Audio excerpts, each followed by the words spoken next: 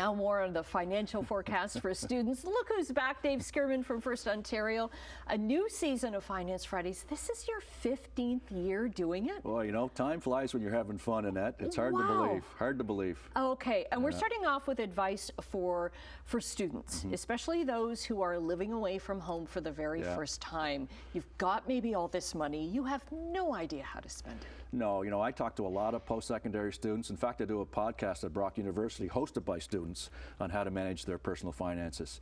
And they continue to say year after year after year that they're not prepared to manage their money out of school. Schools do a really good job of preparing them academically to be successful, but probably schools still have a failing grade in terms of preparing kids financially to how to, you know, get through life managing their money. Well, I think a lot of adults have problems with that too. Absolutely, and again, it starts in school, so we need to do a better job, obviously, in school. But and unfortunately, a lot of people, students and adults included, learn the hard way. Okay, so budgeting is. Yeah, budgeting is the key. Whether you know, it's you and I, working and paying mortgages, or students trying to managing their money. Budgeting is really the key. It sounds simple, but it's the key, because you know, unless you have copious amounts of money or you're earning more money than your expenses, you've got to plan for the amount of money that you have.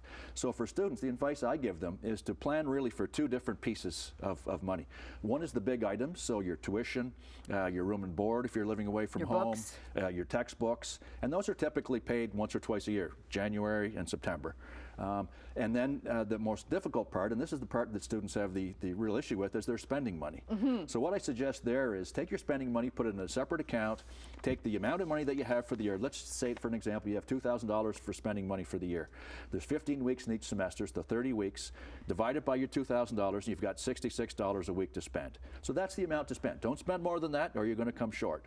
And then keep track of it. Keep track of what you're spending so you know where your money's going. Right, but for many first time, especially if it's a first time living on campus or living away from home for the first time, it's like, oh, I've got all these things I can do without mom or dad there, and you think you've got money, but No, for sure. And then there's some little tips, like you know, if you're living in residence and you have a meal plan, all of a sudden you see a kid off at McDonald's for lunch or doing something, you're basically wasting your meal plan money. Exactly. And Forbes did a study and showed that it costs about 5 times on average more for a restaurant meal than it does to prepare it at home.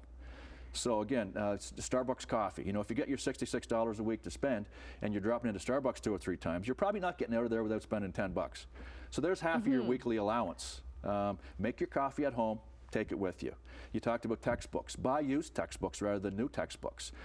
Another thing that kids are doing now, and it's really, really smart, share textbooks. So find a classmate that's in the same course as you are.